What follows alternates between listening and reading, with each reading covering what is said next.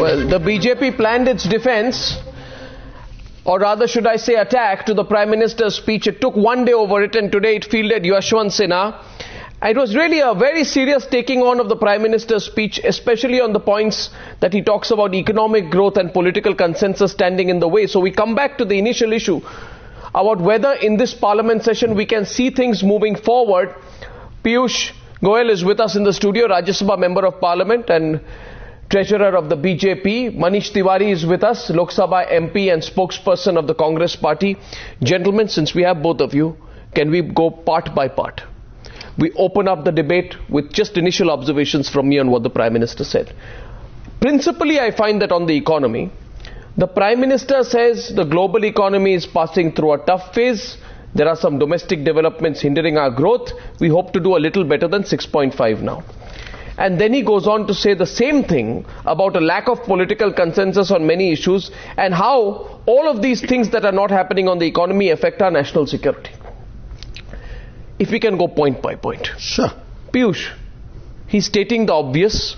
Now you can make a political point of it. You can call the speech directionless. You can have a press conference on it. There's about 8 promises. 8 times he says, I must do this and we must do that. Nothing beyond that. You go point by point? Yeah, we'll go point by point. What's your first point? The first point is, he has stated the obvious. Today, the threat to national security is the UPA government. And he says it himself. He says, and I quote, if we do not increase the pace of the country's economic growth, take steps to encourage new investment in the economy, improve management of the government, finances, and work for livelihood security of the common man and energy security. Now take it point by point. The UPA government killed economic growth, which we left at 8%. They enjoyed the fruits for a few years and brought it down to 5% last quarter. Why repeat the same statistics? Point 1. They've killed why repeat? Because they themselves say these are the issues which are threat to national security. Okay. I'm pointing out to you today the threat to national security is this UPA government. They've killed country's economic growth. They have killed new investment. Every one of their retrograde steps has killed the investor sentiment and confidence in India. The mismanagement of government finances, the killing of the the growth in fiscal deficit, current account deficit, every economic parameter is in the shambles today. Livelihood security, we've seen no jobs growth. And energy security, I don't need to say more. The people are suffering the loss of energy security with 2 consecutive power outages for 2 days. Of course, the power minister got a promotion. The power minister got a promotion, and that's a great, I think, reward for being a threat to national security. Isn't that why Chidambaram reached out to the opposition ahead of the monsoon session? But yet you have the same things to say. You've taken a fixed stance. I want... Absolutely not. Hang on, 1 second. No, you are not also being specific tonight. I'm saying these are the threats to national security that he pointed out. I'm saying today the UPA government is a threat to national security. And if they can't set their house in order, they better leave their job and leave it for somebody else to run the government better. Manish Tiwari, you know, I know that the government does not like analysts, but the Prime Minister says we hope to do a little better than 6.5. I'm sure you are aware that Citigroup and CLSA cut their outlooks to grow through 5.4% and 5.5% respectively in the fiscal year ending March. Montek said right. The RBI has already cut the GDP projection to 6.5 from the earlier estimate of 7.3%. Goldman Sachs has revised the GDP forecast for FY13 down to 5.7 from an initial 6.6. So is the Prime Minister really, what indices is the Prime Minister using to say we hope to do a little better? Firstly, would you like to take that? I think essentially what we really need to understand is that the Prime Minister, when he addresses the nation from the ramparts of the Red Fort, he is not really in a mood to score political brownie points. He is, wearing his hat as the Prime Minister, as the person who is charged with the hopes and aspirations of 1 billion plus people, as well as a visionary who is trying to point out or who's trying to pave the roadmap, for the future of India.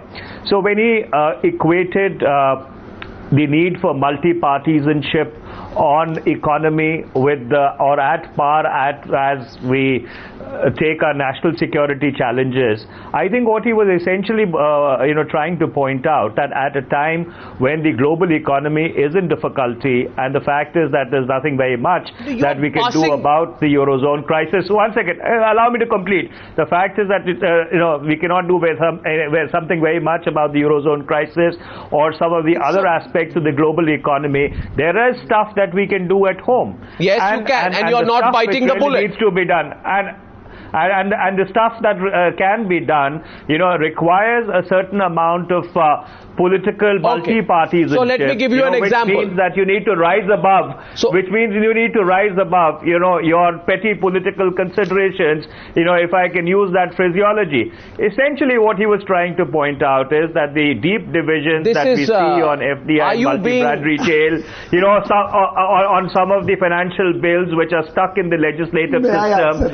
We need to take a larger view, and see as to what are the implications for the broader health of the Indian economy, not only going into 2014, but going forward also. Where is the pension bill? Where is the insurance bill? Where are all those bills? They have not even listed them for consideration. We supported them on pension. They could not clear it in the cabinet. We have given the report on insurance. We have not seen the light of day of that bill. We have approved from them banking reforms. Where is that bill? We want to see this government act on the recommendations of a multi-party standing committee, which nothing is happening. What are they blaming the opposition for? Why did you withdraw, for example, your position on the pension bill? Because Mukul Roy, after being told by Mamta Banerjee, says block the bill. They blocked the bill 2 months after the BJP said they would back the pension bill. Let's take the pension bill as an example. Arnab, I am hearing exactly the same phraseology, the same lines from Mr. Piyush Goyal, which he articulated the last time that we discussed the economy. The position that he put forth when we discussed the same issue in June. All that I'm trying to say is that if what they are waiting for from the government is to see that the bills are brought before the House, I can assure him that each of those bills are going to get listed, some of them within this monsoon session of Parliament, and we do hope that the bilateral support that they're demonstrating on the television channels, that look, we are waiting for the government to come forth with the legislation. Once the legislation is before Parliament, they don't actually do a U-turn and then start nitpicking and cherry-picking that this A is not correct, that B is not correct, that because C is you don't read the standing... that I is not dotted, so therefore we are not supporting. They don't read the standing committee recommendations.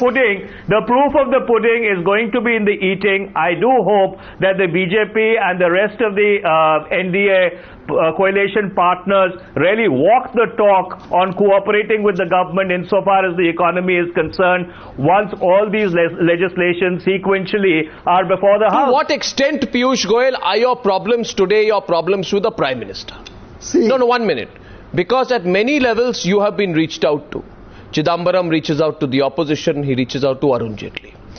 Montek Singh Ahluwalia, for example, on GST has had 3 or 4 meetings with all critical people, including your Deputy Chief Minister in Bihar, Sushil Modi. I have the dates here. Yet, repeatedly, Yashwant Sinha says, why has the Prime Minister not approached the opposition building a consensus? I'm sorry. It appears to me... I am extremely sorry. It appears to me that your problem is with the Prime Minister. No. Of course, we have a problem with the Prime Minister who doesn't speak. And the one opportunity gets to speak on 15th August. So you admit... And as my friend Manish said, it's a day on which he makes the big ticket promises to the billion-plus people. What does he say? He delivers an absolutely listless address in which he says nothing of significance. He points out the failures of his own government. He says we must do this and I promise to do this. I don't see him being able to do any of this. And because there is lack of political consensus, he claims. My argument, Arnab, to you today is this political consensus bar was not aimed at me or at the NDA or at the BJP. I think this bar was aimed at the National Development Council, the NDC, which is blocking all that this government promises to do. I think there are more problems within. and the political consensus they need to build up is with the NDC. Again, I build that question to you, Manish Tiwari. Why are you blaming the opposition? Now, I want to give you a second example. I found it interesting, Manish, you dodged the pension bill issue completely.